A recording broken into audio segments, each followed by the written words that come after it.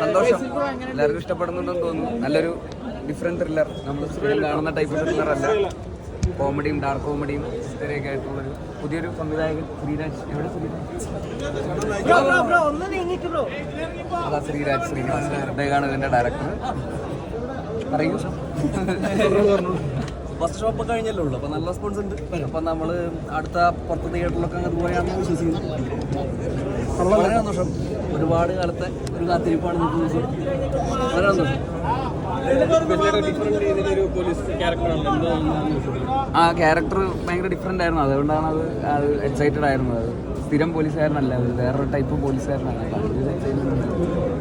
സൗബിക്ക് വേറെ പൊളിയായിരുന്നല്ലോ. എല്ലാവരും നല്ല പുതിയ രീതിയിലുള്ളൊരു വേറെ ഷോട്ടാണ്,